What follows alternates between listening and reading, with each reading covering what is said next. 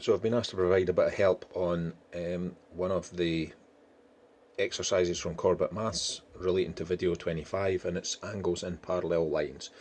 So what we should know as we work through this worksheet, it will have taught us about F angles, Z angles, and perhaps C or co-interior angles as well. And at the end it has 5 fairly tough questions where you need to try and apply your knowledge. So I don't want to give answers away for each of these, I just want to talk through a few things that might help you on each one. So question number 1, we're asked about whether the lines AB and CD are parallel. And in order to confirm whether they are or not, there's no wee arrows on them to tell me they already are, but I can make use of these two angles here. They are making a C shape, and there's something important about these two angles that would confirm or not whether the lines are parallel. So as a wee hint, I've drawn 2 sketches here where the lines clearly are not parallel. I get 2 acute angles in this sketch, 2 obtuse angles in this sketch, and I know something about adding 2 acute angles together or adding 2 obtuse angles. I know roughly what the values for those will be. They're certainly not going to make the specific value that I'm looking for. So that's a wee hint in there that it's something to do with these 2 angles and a particular total that they should make.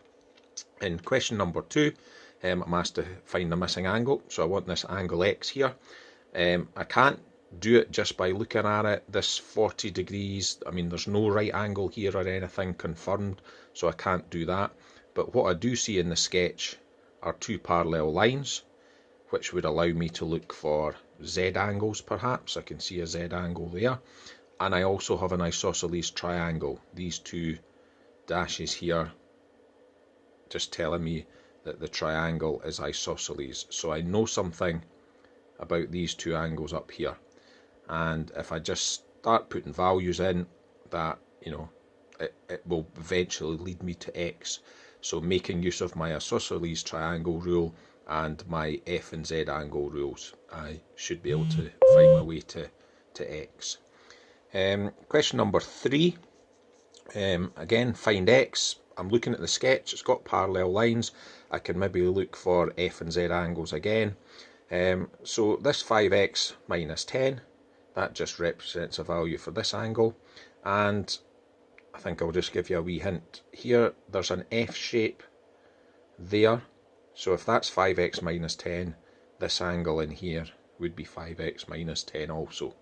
And I know something about these 2 angles when they're opposite each other. Basically I know they're equal, so I can now set an equation up and try and solve X.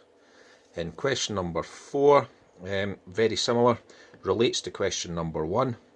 We've got a sort of C angle here in parallel lines, so we know what these 2 angles should add up together to make.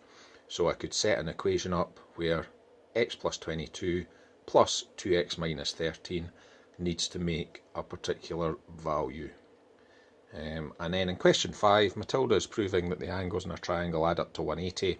She started with this diagram, complete her proof. Again, I think I've got parallel lines here. Maybe I could be making use of a Z shape. So if that's angle X, I know that this one down here is X. I could maybe do something similar across here. That would then give me all the angles in a triangle, and I should know something particular about the 3 angles in a triangle. So hopefully, you know, the hints I've given you for those 5 questions will allow you to have a good go at them. And remember, you can also find the answers to all the Corbett Maths worksheets if you go online and click down here. It basically takes you straight to the answers, so you could be checking the answers once you're finished. Okay, hopefully that helps.